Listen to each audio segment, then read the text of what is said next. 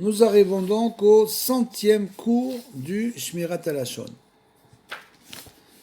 Ce que nous avons appris jusqu'à présent nous enseigne donc que lorsqu'on veut se renseigner sur un individu, une famille, une communauté ou un établissement scolaire, avant de prendre une décision importante, mais qu'on veut éviter que cela se sache, on n'a pas le droit d'entamer une conversation innocente pour obtenir des informations péjoratives, c'est-à-dire du lachon hara, ou susceptibles de nuire.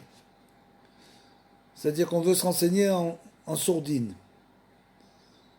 Sur une personne, il faut être clair. Celui qui donnerait ces informations, ignorant que ces informations ont un caractère constructif, se rendrait coupable de la shonara et l'interlocuteur qui l'a entraîné à cette conversation lui ferait faire une faute. En conséquence, lorsqu'on veut entendre des informations nécessaires, il faut clairement dire à l'interlocuteur que les circonstances l'autorisent à parler et que ses propos ne sont pas de la shonara, c'est-à-dire qu'il faut lui dire, il ne faut pas provoquer chez lui du lachon hara sans que ce soit à but constructif, c'est ça qu'on veut dire, mais il faut lui dire clairement, dis-moi si cette école est une bonne école ou une mauvaise école. Parce que je veux inscrire mon fils dans cette école. Ou ma fille. Voilà.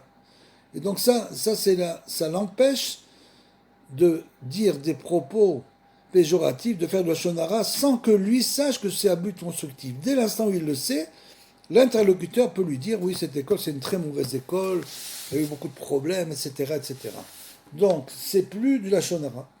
Dans ce genre de situation, il arrive souvent non seulement qu'on s'abstienne de révéler le but des investigations, mais encore qu'on prenne des renseignements sur plusieurs individus à la fois, afin de camoufler le véritable objet de l'enquête.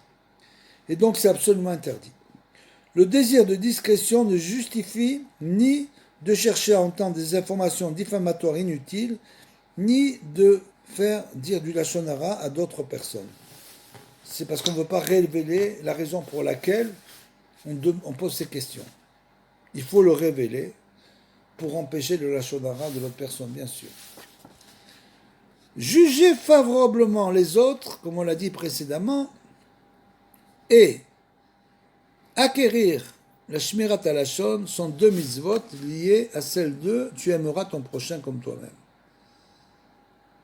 C'est le klal gadol de la Torah, tu aimeras ton prochain comme toi-même. Lorsqu'on aime sincèrement son prochain, on ne peut pas dire de mal de lui et on s'efforce de justifier tous ses actes comme on le ferait pour soi-même bien sûr. Toujours, comme on l'a dit, et ça il ne faut jamais perdre d'idée, c'est-à-dire qu'on ne devient pas des gens qui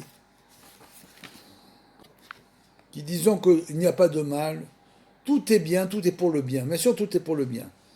Mais le mal existe dans le monde, et donc ce qu'il faut c'est le déceler et s'en séparer.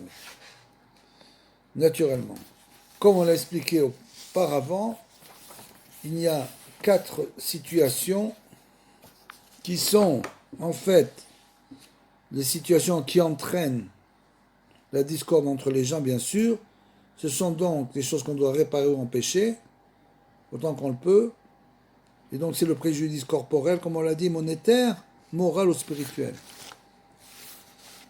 Mais malgré tout, nous avons l'obligation de juger notre prochain comme nous-mêmes. Lorsqu'on aime sincèrement son prochain, on ne peut pas dire de mal de lui, on s'efforce de justifier tous ses actes comme on le ferait pour soi-même, bien sûr. Lorsque nous faisons une erreur et nous savons que notre entourage en parle, nous espérons vivement que quelqu'un prendra notre défense et trouvera de bons arguments pour justifier notre conduite.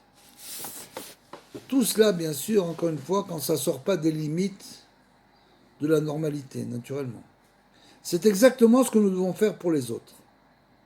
Aimer son prochain comme soi-même, c'est aussi l'aider à éviter de se mettre dans une situation qui risque de lui attirer des ennuis critiques, bien sûr.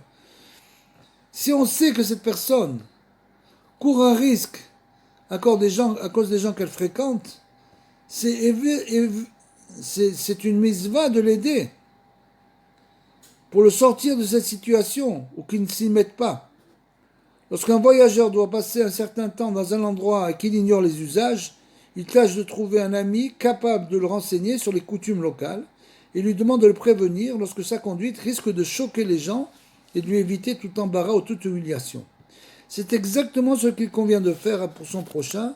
Lorsqu'on voit un autre juif agir d'une façon qui risque de lui attirer des ennuis, c'est-à-dire ou de l'humiliation, à cause justement de ces gens-là qu'elle va fréquenter, on doit le mettre en garde.